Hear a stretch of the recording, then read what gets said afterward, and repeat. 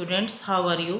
I hope you are fine and enjoying the videos, and welcome again to Pinky Goyal Commerce classes. In this video we cover the +1 Commerce Business Studies topic formation of a company. But हालांकि ये form of business organisation यानी कि जिसमें मैंने आप लोगों को sole proprietorship, partnership, joint Hindu family company, joint stock company और एक मैंने आपको कोऑपरेटिव सोसाइटी कराई थी। जो फॉर्मेशन ऑफ कंपनी थी उस समय में तो ये वहीं पर आ जाती है, लेकिन जो आपकी एनसीईआरटी की बुक है उसमें ये एक अलग से चैप्टर है, लेकिन मैं इसको उसी में इंक्लूड करूँगी सेकेंड चैप्टर में, फॉर्म ऑफ बिजनेस ऑर्गेनाइजेशन में।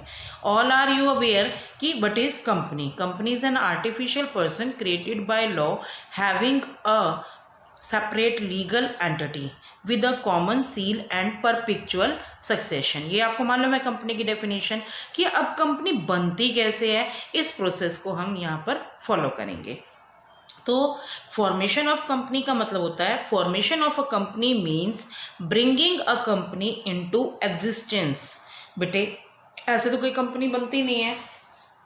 कंपनी बनाने के लिए यानी कि आप उसको कानून की नज़रों में दिखाने के लिए, आर्टिफिशियल पर्सन बनाने के लिए और एक बिजनेस को स्टार्ट करने के लिए आप कंपनी को फॉर्म करते हैं। It involve completion of lot of legal formalities and procedure. इसको बनाने के लिए आपको बहुत सारी लीगल फॉर्मेलिटीज़ और प्रोसीजर्स को पूरा करना पड़ता है, क्योंकि इसमें अगर आप लोगों को देखा जाए तो बहुत लेंथी प्रोसेस, और इसमें आप लोगों को पता होना चाहिए कि लेंथी प्रोसेस के साथ लीगल फॉर्मेलिटीज़ ज़्यादा होती हैं। दैट्स वाई अगर हमारा काम करने का स्केल, ऑपरेटिंग स्केल और हमारा जो आइडिया है वो बड़ा है, तभी हम लोग फॉर्मेशन ऑफ कंपनी के लिए पॉसिबल है। इसमें हमें 3 स्टेजेस कवर करनी पड़ती हैं। First of all is promotion, incorporation, third है सब्सक्रिप्शन ऑफ कैपिटल। बेटे हम स्टेप बाय स्टेप करेंगे इसको। तो पहली है प्रमोशन। प्रमोशन और एक होता है इसमें एक वर्ड प्रमोटर, हालांकि वो आपके पास आगे और एक्सप्लेन करूंगी, फिलहाल आप लोग समझेंगे। प्रमोशन एक फर्स्ट स्टेज होती है जो कि कंप्लीट की जाती है प्रमोटर्स के द्वारा। प्रमोटर कौन हो सकते हैं? They may be first director, they may be first professional, और एक जैसे कि हायर किए हुए पर्सन, इंडिविजुअल, और एक ग्रुप ऑफ इंडिविजुअल को भी प्रमोटर कहा जाता है। एक्चुअली ये करते क्या है? Why should we call it at promoter? Promoter का मतलब होता है कि जो किसी कंपनी को प्रमोट करे। यहाँ पर अगर किसी के पास कोई बिजनेस आइडिया है, means it involve conceiving a business idea and taking an initiative to form a company. जैसे मान लो कि आपके दिमाग में एक आइडिया है कि आपने इस पर काम करना है, तो उस आइडिया को एक्चुअल जो प्रैक्टिकल फॉर्म देते हैं, प्रैक्टिकल जो शेप देते हैं, वो प्रमोटर्स होते हैं। तो फर्स्ट जो promoter may be first director of the company, और वो प्रोफेशनल भी हो सकते हैं कि अपना प्रमोट किया कंपनी को और आगे दूसरा काम किया। तो so that practical shape can be given to exploiting the available business opportunities। यानी कि आपने अपने आइडिया को प्रैक्टिकल जो शेप देते हैं। अब जैसे अगर आप लोग बात ध्यान से सुने और करें कि क्या आपको 4G 5G के मीनिंग मालूम था?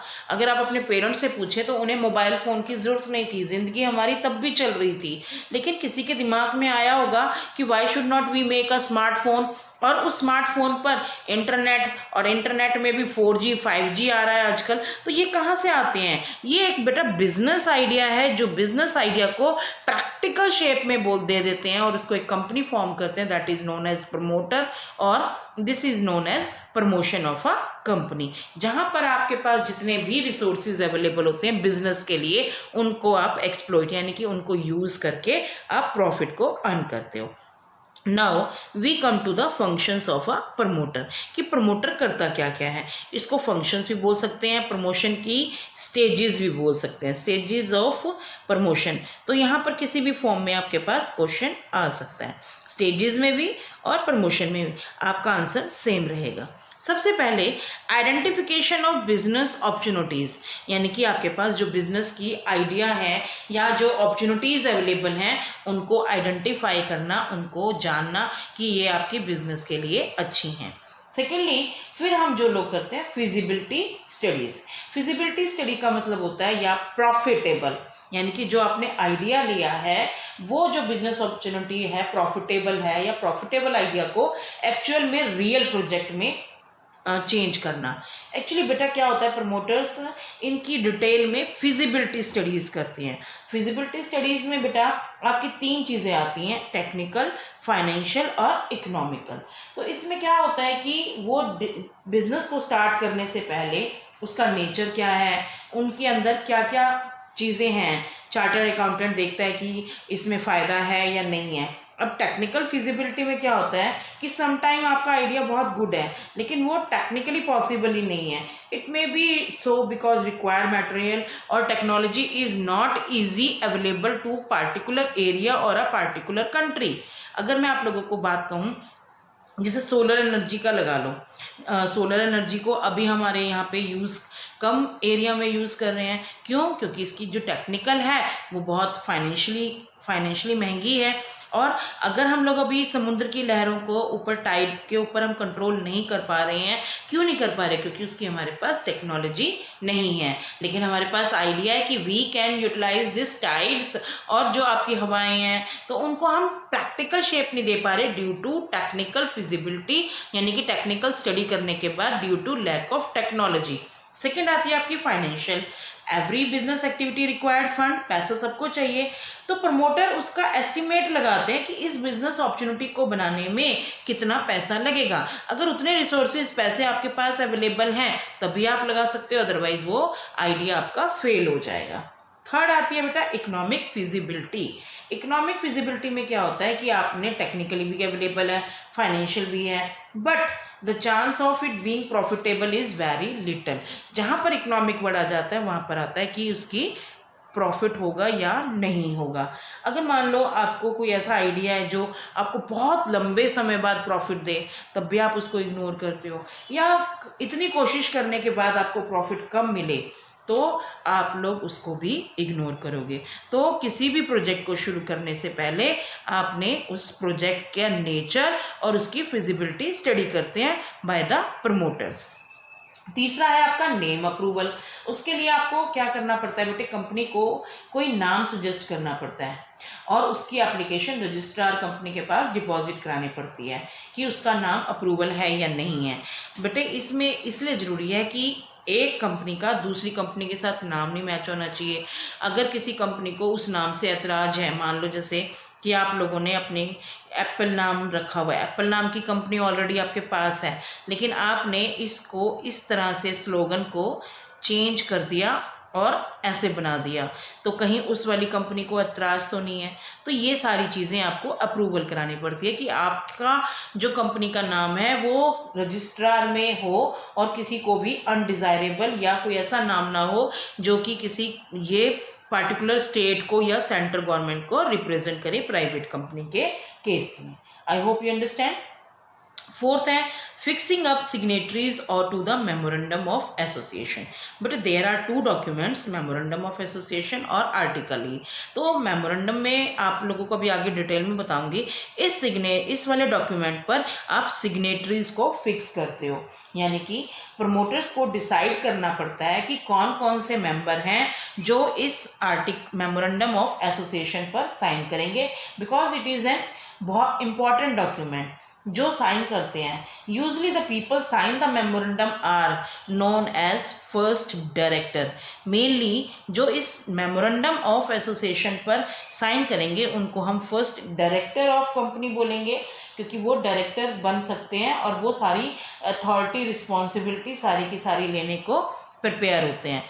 DIRECTOR डायरेक्टर ये है, फर्स्ट डायरेक्टर है, क्योंकि इसमें सारी की सारी पावर डिफाइन की जाती हैं और उसके बाद क्वालिफाइड शेयर भी लेने होते हैं। क्वालिफाइड शेयर क्या होते हैं कि फर्स्ट डायरेक्टर बनने के लिए कंपनी के हर मेमोरेंडम में ये एक रूल है कि आपको 20%, 30% या जो भी बनाते हैं वो उनके हिसाब से उतने शेयर खरीदने पड़ेंगे। और शेयर कौन खरीदता है? जिसका उस कंपनी में इंटरेस्ट है। तो सिग्नेचर वाले जो उस वाले मेमोरेंडम ऑफ एसोसिएशन पर साइन करते हैं वो फर्स्ट डायरेक्टर भी कहलाते हैं। उसके बाद बेटा अपॉइंटमेंट ऑफ प्रोफेशंस। कुछ एक प्रोफेशन रिक्वायर्ड होते हैं जब कंपनी बनती है, जैसे मर्केंटाइल बैंकर कौन है, ऑडिटर कौन है, आपका सीए कौन है, आपके मैनेजर्स कौन है। तो इन सब के एसेसरी जो नाम होते हैं वो आप रजिस्ट्रार और कंपनी को देते हैं। इसके बाद name, address of share holder, कितने शेयर आपने अलॉट किए बाद में, क्योंकि ये आपका आएगा सब्सक्रिप्शन ऑफ कैपिटल में, सब्सक्रिप्शन ऑफ कैपिटल में आएगा। उसके बाद आपने मेमोरेंडम ऑफ एसोसिएशन में उन शेयर होल्डर्स के नाम और एड्रेस भी देने होते हैं। उसके बाद प्रिपरेशन ऑफ नेसेसरी डॉक्यूमेंट्स, आप डॉक्यूमेंट्स को प्रिपेयर करते हैं। मेनली 2 डॉक्यूमेंट्स मैंने अभी आपको बताए, memorandum of association, article of association, और तीसरा है कंसेंट ऑफ प्रपोज डायरेक्टर। आगे आपके 4th डॉक्यूमेंट जो आएंगे जिसमें आप लोगों ने करना है कंसेंट एग्रीमेंट, और कई चीज़ें हैं जो आप लोगों को इसमें आएंगी। तो अभी हम लोग बात करेंगे मेमोरेंडम ऑफ एसोसिएशन की। Memorandum of association is an important document जो कि ऑब्जेक्टिव को डिफाइन करता है। But a memorandum of association is the most important document as it defines the objectives of the company. No company can legally undertake activities that are not contained in its memorandum of association. मतलब ये इतना important है कि अगर इसके अंदर कोई activities, यानी कि ये कंपनी की पावर डिफाइन कर देता है कि इसके बियॉन्ड कंपनी जा ही नहीं सकती, कोई एक्शन ले ही नहीं सकती। क्लियर? इस अगर उसने उसको उस एक्टिविटी को कंसीडर नहीं किया तो वो उस एक्टिविटी को ना लेगी ही नहीं, उसको कर ही नहीं सकती। ये बहुत इंपॉर्टेंट है। सेकंड होता है बेटा, फर्स्ट में इसमें आपका आएगा नेम क्लोज। इसमें एक्चुअली कंपनी का नाम already approved by register of company बताया जाता है, इसमें कंपनी का नाम लिखा होगा नेम क्लोज में। सेकंड होता है आपका रजिस्टर्ड ऑफिस क्लोज। इसमें जिस स्टेट में आपकी रजिस्टर्ड यानी कि हेड ऑफिस, कंपनी का हेड ऑफिस या रजिस्टर्ड ऑफिस होता है, वहाँ पर उस स्टेट के पास, कंपनी रजिस्ट्रार के पास उसका एड्रेस रिक्वायर्ड होता है। ठीक है, एग्जैक्ट एड्रेस जरूरत नहीं है, लेकिन फिर भी आपको बताना पड़ेगा। But the same must be notify. अगर आपने एग्जैक्ट स्टार्टिंग में नहीं बताया, इनकॉर्पोरेशन लेने के बाद 30 डेज के बाद आपको ये नाम लिखवाना पड़ेगा कि आपका रजिस्टर्ड ऑफिस कहाँ पर है और कौन सी स्टेट में है। थर्ड है बेटा ऑब्जेक्ट क्लोज। ऑब्जेक्ट क्लोज में आपने कंपनी को क्यों खोला है, आपका मेन पर्पस क्या है कंपनी फॉर्म करने का, वो और उस ऑब्जेक्ट को अचीव करने के लिए आप कौन कौन सी एक्टिविटीज़ को करेंगे। तो उसकी मेन आपका ऑब्जेक्ट क्या है और सब ऑब्जेक्ट, यानी कि उस ऑब्जेक्ट को क्लियर करने के लिए, बनाने के लिए आपके सब ऑब्जेक्ट कौन कौन से होंगे। तो ये सारे आपको लिस्ट कर दिखानी होती है। फिर है लाइबिलिटी क्लोज।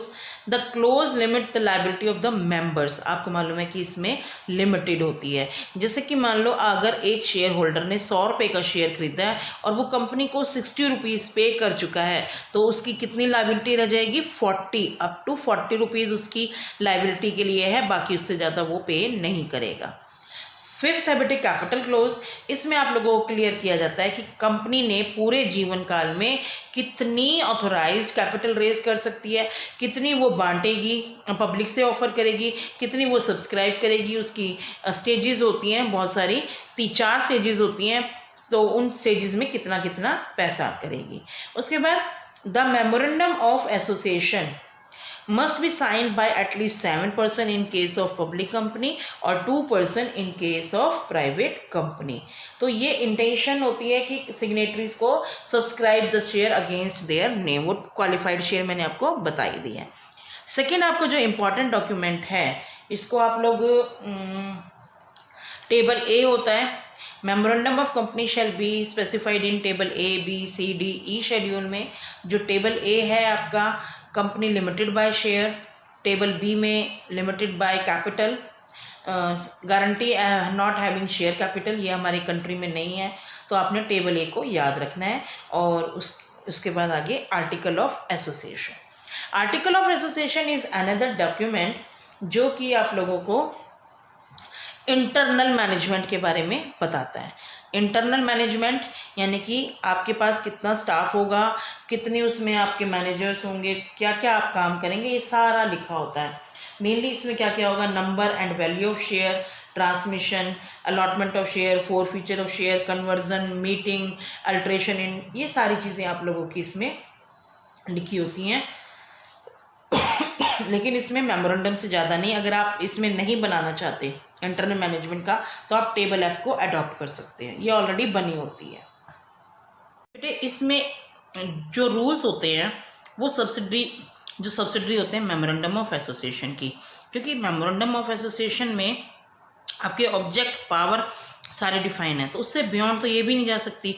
लेकिन कई बार क्या होता है कि आप नहीं कर पाते इतनी जल्दी, तो आप टेबल एफ को अडॉप्ट कर सकते हैं। तीसरा आता है बेटे कंसेंट ऑफ प्रपोज्ड डायरेक्टर।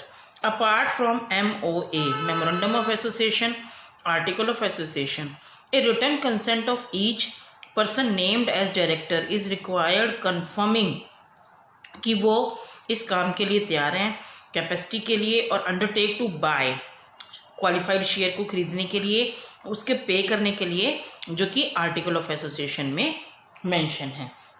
उसे हम लोग बोलते हैं कि कंसेंट ऑफ प्रपोज्ड डायरेक्टर, यानी कि फर्स्ट डायरेक्टर की कंसेंट, जिसमें उनका नाम, सिग्नेचर और उनका एड्रेस दिया होता है। आई होप यू अंडरस्टैंड। आगे आपका आ जाता है बेटे agreement. Fourth is your agreement, fifth is your statutory declaration, sixth is receipt of payment of fees. Agreement में जो आप लोगों ने जैसे कि किसी पर्सन को प्रपोज किया, प्रपोज किसको करेंगे कि आप एज एन मैनेजिंग डायरेक्टर और होल टाइम, वो तो फर्स्ट डायरेक्टर हो गए, ये होते हैं होल टाइम डायरेक्टर जो पूरे जीवन काल तक काम करते हैं।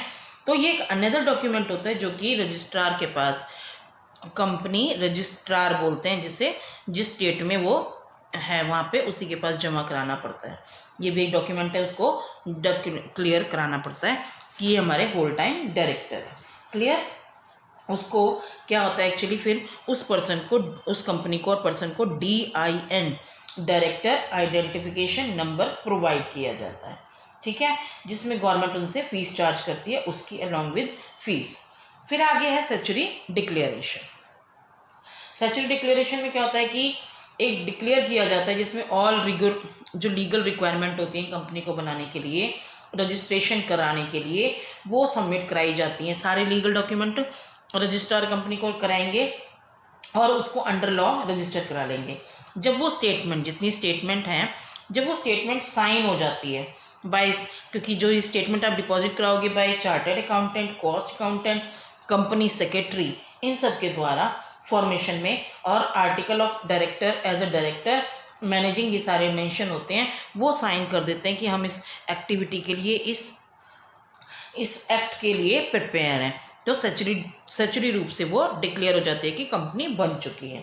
लास्ट है कि इन सब डॉक्यूमेंट्स के जितनी भी नेसेसरी फीस होती है वो भी पे करनी पड़ती है हमें रजिस्ट्रार को, रजिस्ट्रार ऑफ कंपनी को, और उसके बाद depend upon authorised share capital of the company. जो फीस होती है ना बेटे, वो उनकी ऑथोराइज्ड कैपिटल के ऊपर डिपेंड होती है। ऑथोराइज्ड को हम रजिस्टर्ड या नॉमिनल कैपिटल भी कहते हैं। आई hope you understand all this step. ये थे आपके 6 स्टेप, मेनली हम 4 स्टेप में कवर कर लेते हैं। अब आपकी जो स्टेजेस रह गई हैं, जो सिलेबस में रह गया है, इनकॉर्पोरेशन स्टेज और सर्टिफिकेट ऑफ इनकॉर्पोरेशन का इफेक्ट बताना मुझे, और कैपिटल सब्सक्रिप्शन, वो नेक्स्ट वीडियो में दूंगी। अगर आपको वीडियो पसंद आई है please subscribe the channel for more videos. Thank you.